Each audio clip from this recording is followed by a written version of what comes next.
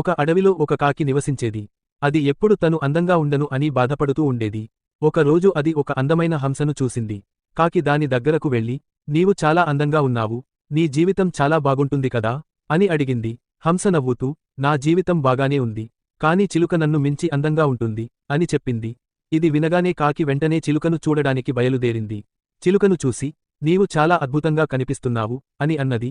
చిలుక కొంచెం విచారంగా, అందంగా ఉన్నాను నిజమే, కానీ నెమలి నా కంటే ఎక్కువ అందంగా ఉంటుంది అని చెప్పింది.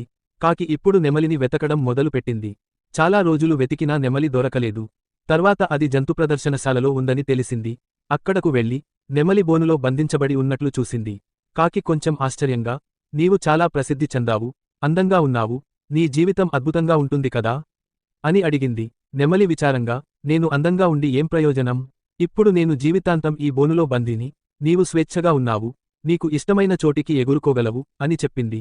ఇది విని కాకికి అర్థమైంది, నిజమైన సంతోషం ఇతరులతో పోల్చుకోవడంలో కాదు, తన స్వంత జీవన విధానంలో ఉంటుంది. ఈ కథ నుండి మనకు తెలియజేయబడే నీతి, ఇతరుల కలలను అనుసరించడంలో మన జీవిత ఆనందాన్ని కోల్పోకుండా, మన స్వంత కలలను మన శైలిలో జీవించాలి.